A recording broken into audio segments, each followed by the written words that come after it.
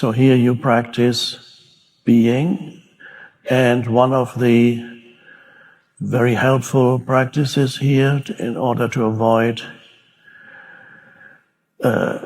adding to the clutter of your mind, and in fact letting go of the clutter, is practice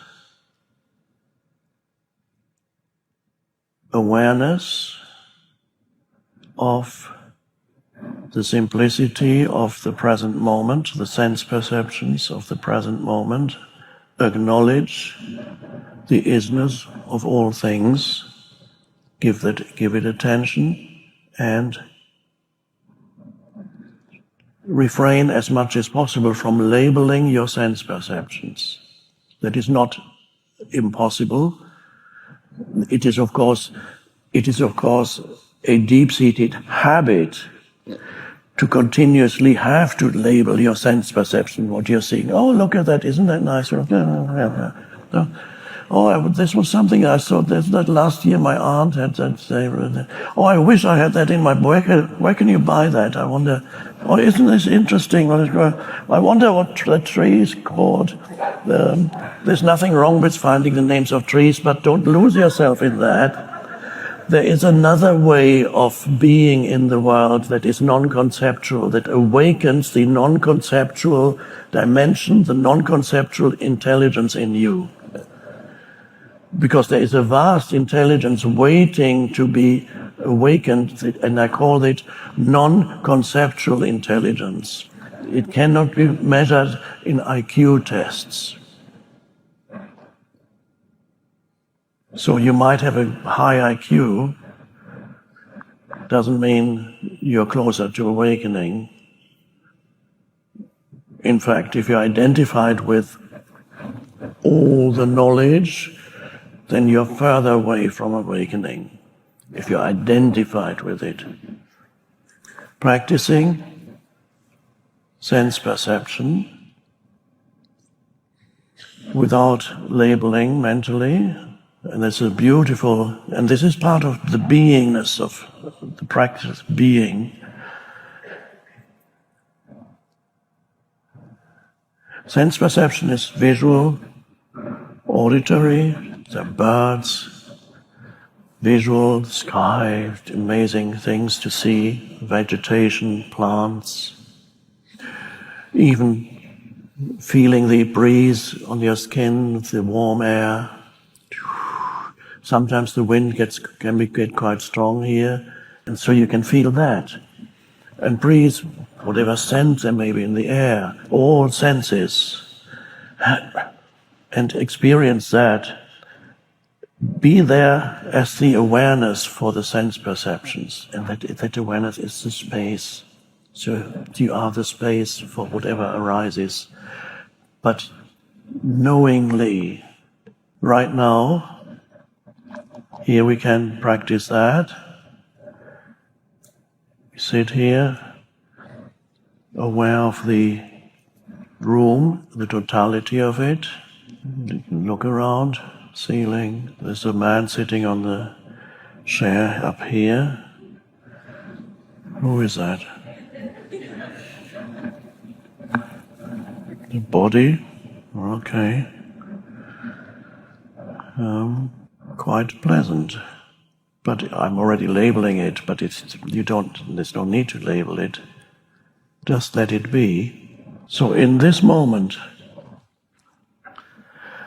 there are your sense perceptions, mostly visual, probably, and auditory, because that's the sound of my voice.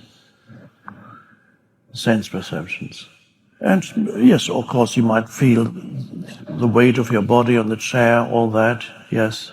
And what else is there? That which enables the sense perceptions to be. We could call that consciousness. But that is the essence of you. That is the deep I. So can you be aware of that deep I at the same time as you perceive through your senses whatever is there? So you have there are two dimensions here now. One dimension is the world, whatever it contains, and you take that in through sensory perception. And then you are aware of the awareness that makes sensory perception possible. You feel that you are, you can sense the I am. And here things happen. But in the depths of your being, nothing is happening. It's beyond any happening, because there's no time there. There's time here, everywhere. Time is the thing that enables you to do everything that you do. Time does that, and then it takes everything away. Time gives you all kinds of stuff, and it makes you grow, and you get stronger, and then it starts eroding you, and then in the end it kills you. Oh my God. Time is killing me. Some people, I already realized that a long time ago, that time is killing, but the older one gets, the more you realize that time is engaged in killing you.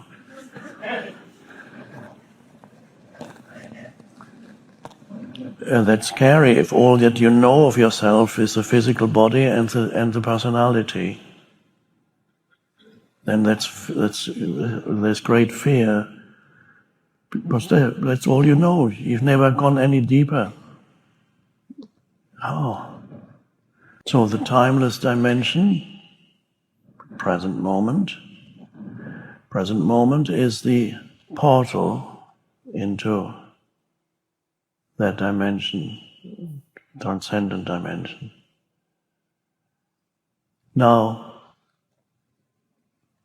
this is a beautiful practice, sense perceptions without, let go of labels. When they arise, just don't become too interested in the labels. They are thoughts, just let go. And then while you're here especially, the practice is to be as present moment centered as possible.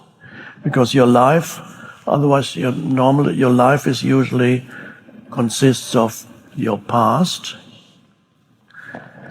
the present moment, and your so-called future.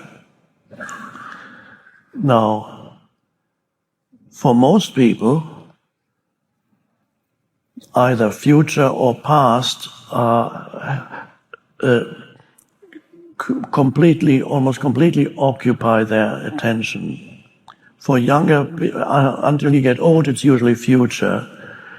When you reach a certain age and you realize that you don't have much future left, then you become more interested in the past and you start thinking about it. Oh, that was then there. Oh, I remember that, yeah.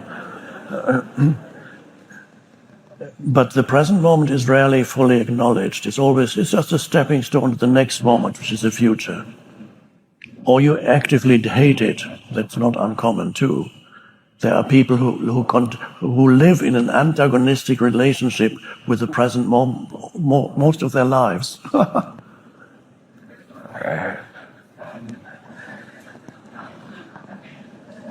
And sometimes some older people, they cantankerous old men getting, don't talk to me about that, I know it all. It's all rubbish, nonsense.